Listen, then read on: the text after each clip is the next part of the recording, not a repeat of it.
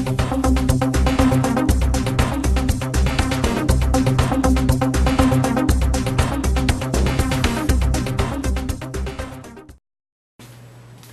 know, I had to think about this show. We had a terrible Payback. We had a terrible show after Payback. Mind you, there were some good things done, but in general, the show was very bad. This show was not much better.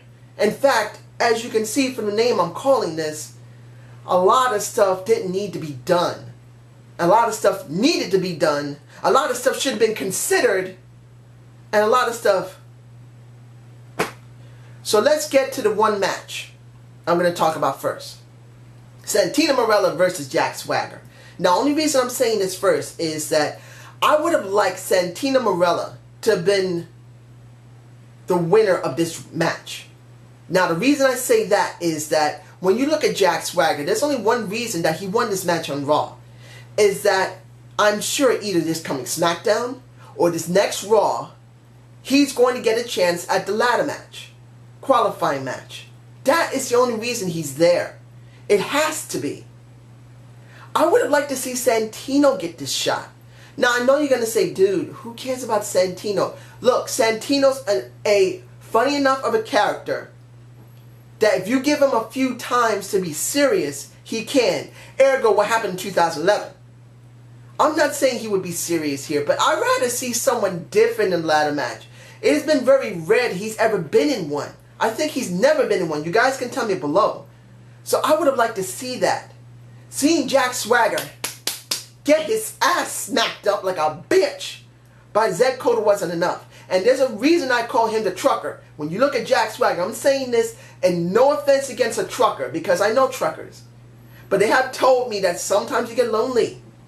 Now, this would be a person that Jack would be. He would be a lonely motherfucker without no Zed in his car. Without no Zed in his truck. In his pickup truck. I'm just saying in general. If he didn't have someone driving next to him, he'd be very lonely. And this man, who is very lonely without someone by him, if he saw a cow or a lamb going by, he'd pull over and have some fun for 5 minutes. And I say 5 minutes because that's as far as he's going to go. I'm sorry, knowing something tended to a trucker. But this is just, you get my point. Next, a match that is such a lost opportunity. That shouldn't have never been done. Sheamus versus Bad News Barrett. Now, I'm not saying it's a lost opportunity to have them do it at a pay-per-view. You can do that at Clash of Champions. Clash of Champions, sorry. But the point is, you have 3 champions from the United Kingdom.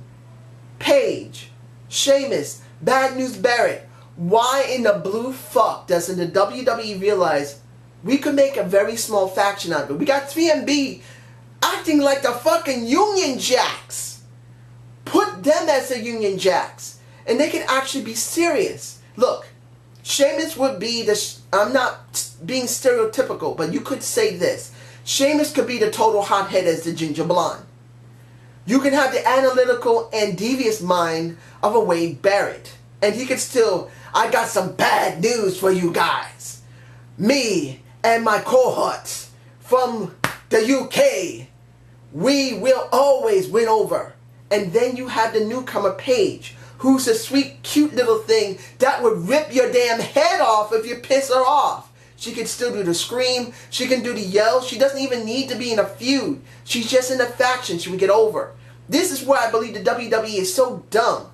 They did this in the UK called the Monarchy. I believe it was possibly all 3 of them. It could be Drew McIntyre, Sheamus, and Wade Barrett all together. Or either it was Wade Barrett and Drew McIntyre. I can't remember exactly. It's been many years. But you could have this right now and it would get over. They could be total heels.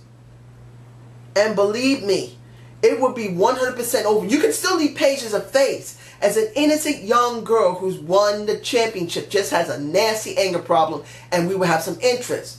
Right now, I don't care about Sheamus being a contender. I don't. And that leads me into the next match. Cesaro versus RVD. The problem I had with that match was not the outcome. Having Cesaro there was perfectly fine. Paul Heyman was the problem. I just don't like Paulie anymore. Now, I've said before, Paulie is getting over with this, I am the manager, and my client, Brock Lesnar, has done the people are now doing what to it? So they're tuning it out. It may turn to something that will give pops. Maybe. But to be honest, I wish he would stop doing that. He could still stay heel. But letting that go right now is the wisest thing to do. He's turning this very bad for Cesaro. This is just me. You guys can tell me below. Cesaro should be a face as it is. But being a heel, he should have a manager that will be in his corner. And yes, he used Brock Lesnar to go straight into Cesaro, saying the one who won at the not Royal Rumble, I'm about to say the Battle Royal. He didn't say this, but this is what he was leading up to Cesaro. The people were surprised and tricked by it, but still, it turned me off to continually hear this. I'm tired of hearing it. Give me something new, Paulie. Give me something I can sink my teeth into. I'm not getting anything here except the same old shit of you saying that Brock wanted to have a party and he didn't have a party. You're just saying Cesaro's having a party. I didn't care. So I'm moving on. And let's get into the thing that was damn funny. Before it happened, Layla, who looked luscious, getting her makeup put on, upset me hearing, well, I'm hearing her say that Fandango is wonderful. He kissed me. I got mad because I want you to kiss me. I don't care if you smudge your lipstick on me. I don't give a damn. Smudge it all you want, baby. I don't give a damn, Layla. But the problem that gets me angry. How dare Summer Rae? Yes, mind you, she's damn good looking. She is no match for Layla L. And Layla, even though she looked luscious with all that milk poured over you, got the milk, baby, I'll lick it off you. I ain't care, I'll lick it off her hair. She gives me the opportunity. She still looked delicious after it was over. The only thing I was actually worried about legitimately was when Summer Rae pulled the table onto her leg, her right leg. She could have gotten hurt. That just worries me. Those tables are quite heavy. She could have been actually hurt there, and I hope she's alright. But she still came out as a trooper. She did her dance, wet hair and all, and Fandango coming out dancing and touching my woman. Fuck you! I'm sorry. But what made me laugh throughout the entire thing, and it's sad and great to see at the same time, interpreted dance by a Damien Sandow. Oh man, I'm sorry. If no one liked this segment, I understand. Who wants to be Damien Sandow could be a great heel for them. They need one. But Damien has a comedic side to him. It wasn't good with Big Show last time, but this was epically funny. He just made if they told him, you got to come out in this, he did his best to work with it. Yes, he lost the match. Fine. But still, it was so funny. I made a pass on it. And the Usos, they're my boys. I love them to death. I'm hoping this will be, they won't need to be with John no more. John Cena sucks the life out of everybody. And let's get to the thing that needs to be said now. I could leave this at the end. I'm not going to. This is about the Shield Light. And this is what I'm calling them. From now on, if I don't forget, Shield Light. The reason I'm calling them Shield Light is not because they broke up. It's not because Seth Rollins was on his own. It's because they're working with John Cena and they've now become generic baby faces. Lighter versions of John Cena. Don't get me wrong, they're still over. The in-ring segment with Dean and Roman Reigns was very good. I believe Dean was better. And this situation, he was better. He did very well. Roman Reigns did well as well. And they're still over with the crowd, which is great. But they are a shell of themselves. Because now they're going to be working with John Cena. This isn't going to be over. And when it came to Seth Rollins, out of all three of them who spoke that night, Seth was the best. Not because he was more focused than Dean. Not because he was more potent than Roman Reigns.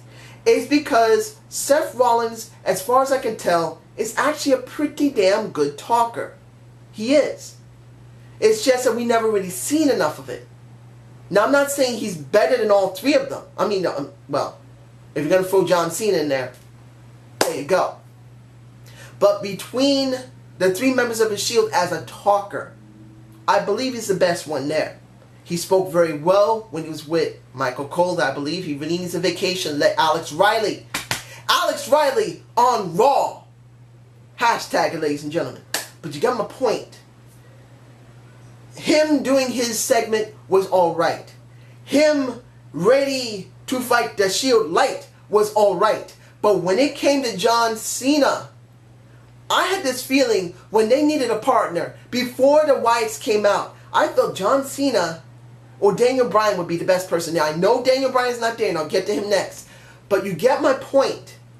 Leaving it like that is obvious that John was going to do it. And look what happened. When Bray Wyatt came out, and I got something to say about Bray later, John comes out. Now, Shield Light and John Cena versus the Wyatt family. And I'm doing that now. It wasn't the point how the match was. It was a good match, fine. Doesn't really matter. In the end, the Shield Light wins with the help of John Cena. And we close the show out like that. But what did we really get? I'll talk about that at the end of the review. And make sure I don't forget. I have the tendency to forget. Because I want to be accurate. I'm not doing it this time. I want this to be spoken. Now, moving on. The match, I thought, didn't really mean anything, but what happened afterward. Alicia Fox versus Paige again, with Oksana in tow. I still love Alicia Fox. I've always liked her. I know she's not a good talker. She rarely talks. I know she's not great in the ring, but she does have her points. And ever since she had this really rough attitude and dealing with Paige, I've been very interested. I really believe they had a bad moment at Payback when Paige did not relinquish that title to her. Really, I'm sorry. It should have happened, and it didn't. And I'm sure a lot of people agree with me that I'd rather see Alicia Fox right now. And to be honest, even though Alicia lost, she acts more better crazy than AJ Lee did. I'm sorry. Let's be honest here. You look at AJ Lee's crazy compared to Alicia Fox crazy. Yeah, AJ Lee isn't more better looking than Alicia Fox. And, well, if you're going to be comparing looks, for me personally, I have to say right now, Alicia Fox is a lot more sexier than the AJ Lee for the simple reason that AJ Lee is supposed to be a face. Always. She gives off a face feel. Alicia Fox can go face or heel. So, of course, Alicia is much better right now. And she beats up on Oksana, throws some water in her face, try to feed her some popcorn, say, I'm sorry, smiles at her, kisses her on the head. I wouldn't mind that kiss. Can you give it to me? And then beats up on her again.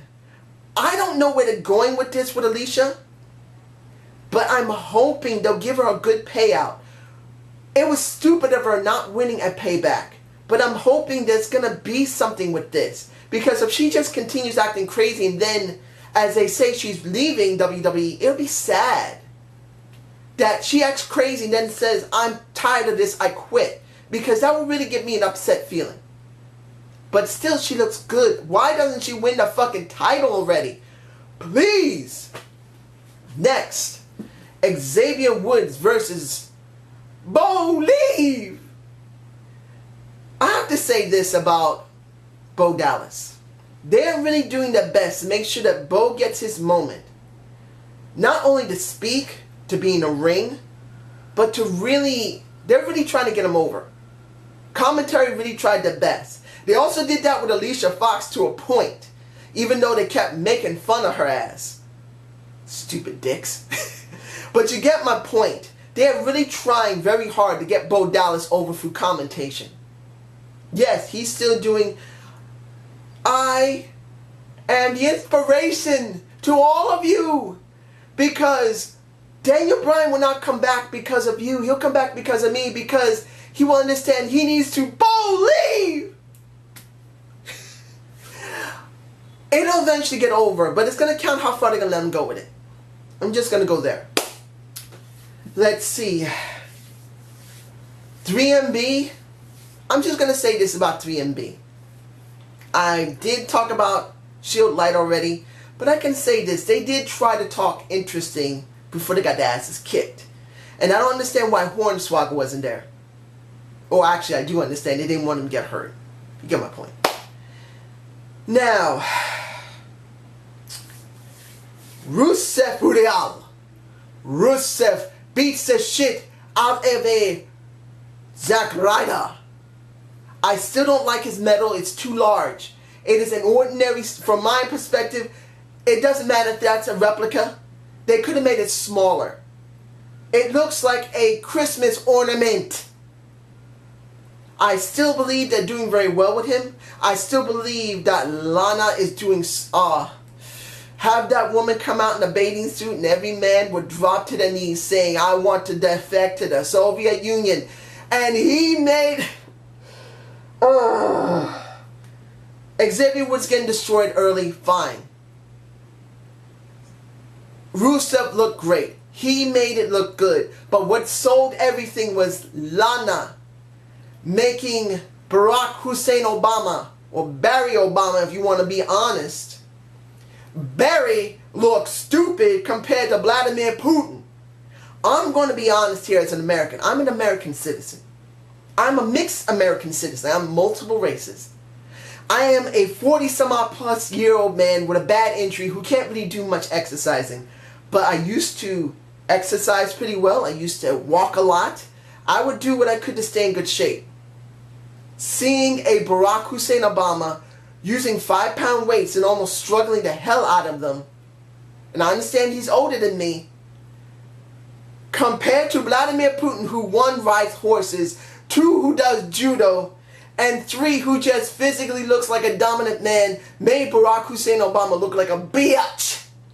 And I'm saying this as an American who is a patriot, who honestly didn't vote for Obama, if you looked at my playlist. But the point is, I'm still a patriot, I care about my country, but our president looked like a bitch. I'm not gonna lie, I'm gonna be honest. They did a good job making him look bad. And Lana did a good job with it. Now finally, if I'm not forgetting anything, let me see. Am I forgetting anything? Rhodes Brothers. Not Rhodes Brothers. Goldust versus R-Truth gets squashed again. We're going to find out who the next person is that we've never seen with Goldust. And it's not Cody. As I said before, I said this already, if no one else figured it out, Cody's going to keep pairing someone up with Goldust until he finally realizes that Goldust is the problem, not him. He's going to come down to the ring, smack the shit out of his brother, and then later, maybe in the next couple of times, he's going to beat the hell out of his brother and the feud will already be considered. That's what's going to happen. Finally, we have the Daniel Bryan bit.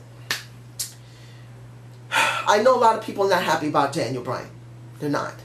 But this is what we get. Daniel Bryan's injured. He can't do the job. Now, you could say it's a smart thing to do it during a Money in the Bank. He probably held out long enough to go to Money in the Bank, so this could be set up for it. And I do commend him. Being hurt with a broken neck or injured neck is not easy. It isn't.